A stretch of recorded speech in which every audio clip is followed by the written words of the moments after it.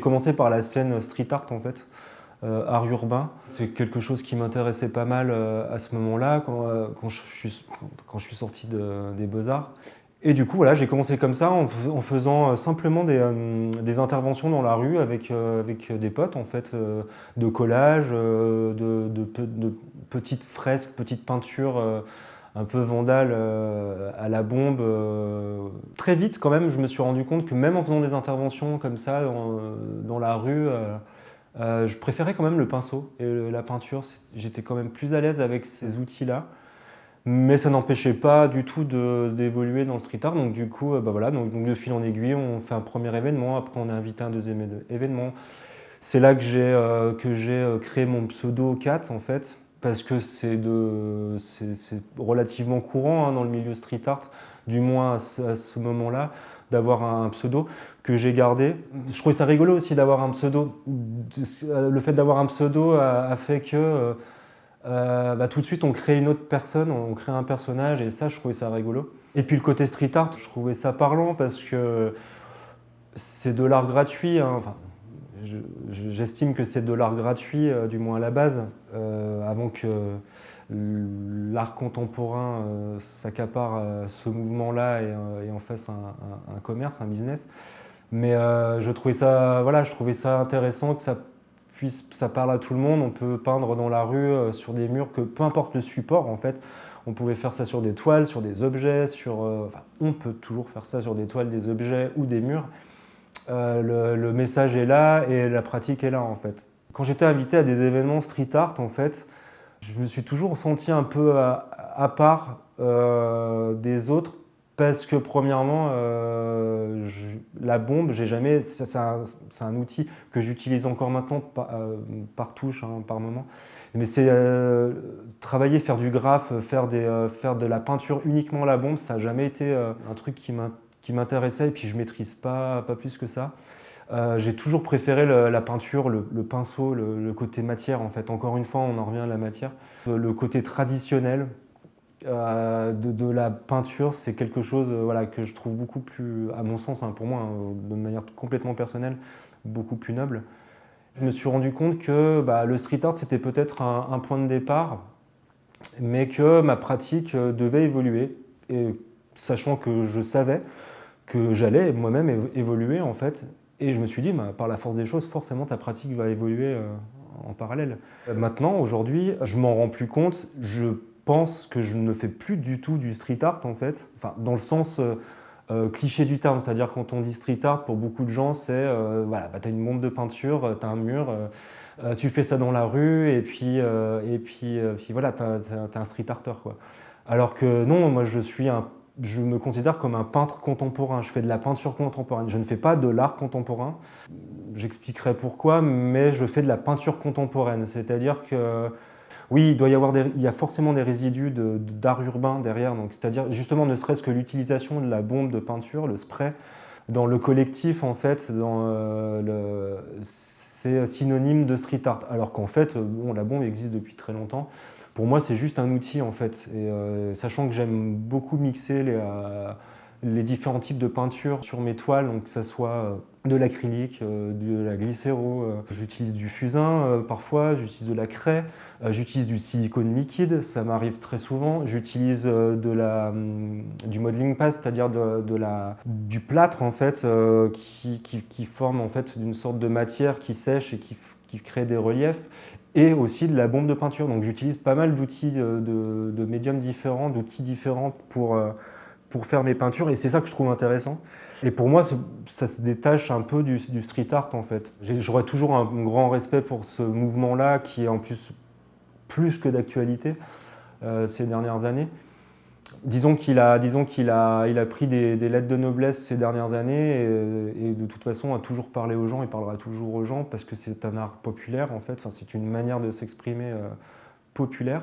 Je pense essayer de faire de la peinture populaire, mais plus vraiment dans l'optique précise du street art. Donc c'est pour ça que voilà, je me considère comme un peintre contemporain, mais je ne me vois pas dans un mouvement précis. Ça aussi, c'est beaucoup Les gens aiment bien, voilà, souvent la première question, mais à juste titre, hein, ah mais tu fais quoi? Tu fais plutôt du figuratif, plutôt de l'abstrait? Voilà, ce sont les deux grandes notions qui ressortent. Et à chaque fois, je ne sais pas quoi répondre parce que je fais un peu des deux en fait. J'ai envie de dire que je fais de la figuration abstractive ou de l'abstrait figuratif. Je ne sais pas trop comment le dire, mais j'aime bien mixer les deux. C'est-à-dire que je vais, par moment, il va y avoir des zones ou même des bases de toiles où je vais vraiment faire du. J'ai même fait des toiles très figuratives, vraiment dans le sens réaliste du terme, essayer de faire du réalisme qui sont très figuratives, mais il y aura toujours un élément, au minimum un élément qui ne le sera pas du tout en fait, et qui va justement complètement détacher cette figuration et partir sur quelque chose de non réel. Il y aura toujours ce côté-là qui va venir en confrontation avec le figuratif. Donc j'ai envie de dire, je fais ce que je fais. Et en général, c'est pas à l'artiste, je pense, hein, de se définir dans un mouvement précis. En général, les mouvements artistiques, les mouvements de peinture n'ont jamais, ont très rarement été mis en place et inventés par les artistes. Il y a des exceptions hein, avec les nouveaux réalistes, par exemple. Je pense que c'est plutôt aux autres, les gens qui regardent la peinture, c'est souvent eux hein, qui mettent les mouvements, qui mettent en place des termes comme les mouvements musicaux, hein, par exemple. Je pense que en 2021, vous demandez à un artiste musical, tu fais quoi comme style? Il sera comme moi, hein, il va dire, j'en sais rien, il y a un peu d'électro, il y a un peu de IDM, il y a un peu de rock, parfois de la pop. Enfin, c'est toujours un peu de, un peu de, un peu de, un peu de. Bah moi, c'est exactement ça. C'est que c'est un peu de choses qui ont marqué ma vie et qui m'ont construit artistiquement parlant jusqu'à maintenant. Je vais reparler de mon travail dans 10 ans, j'aurai certainement un tout autre discours et j'aurai agrémenté encore plus ma pratique avec d'autres choses. Donc je ne m'inscris pas du tout dans un mouvement précis, sachant que voilà, il y a l'art contemporain, donc ce qu'on appelle l'art contemporain de manière générale. Donc toute peinture contemporaine est de l'art contemporain, mais il y a l'art contemporain avec un A majuscule et un C majuscule, l'AC, qui est pour le coup un réel mouvement qui a été mis en place il y a des décennies et qui se veut être le seul mouvement artistique reconnu malheureusement par la sphère, haute sphère artistique et la haute sphère d'acheteurs, le marché de l'art en fait tout simplement. Donc du coup il y a ce côté-là aussi qui me dérange un petit peu je ne peux pas dire que je fais de l'art contemporain parce que c'est faux, l'art contemporain est là pour l'art contemporain déjà ne cherche pas l'esthétisme. Moi je cherche l'esthétisme justement un peu pour aller à l'encontre de l'art contemporain. L'art contemporain est là pour choquer la plupart du temps et pour provoquer en fait. L'art contemporain, c'est l'art de la provocation. C'est cette provocation-là qui fait que ça a de l'intérêt. Et le non figuratif aussi. En fait, l'art contemporain, c'est du conceptualisme. C'est voilà, tout ce qui n'est pas concret ou figuratif dans le sens premier du terme.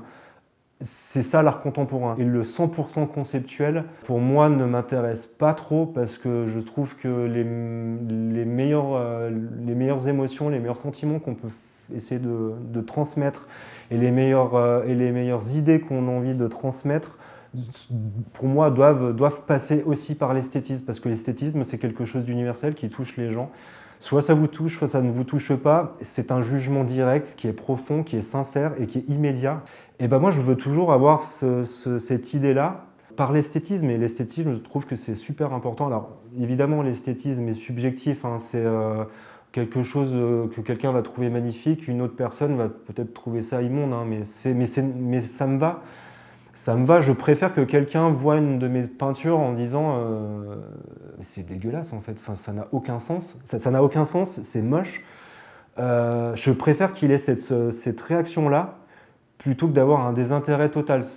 Un désintérêt total, ça veut dire que bah, tiens, ce que j'ai fait n'a aucune portée, n'a aucune puissance et c'est dommage. Ce n'est pas la fin du monde, mais c'est dommage.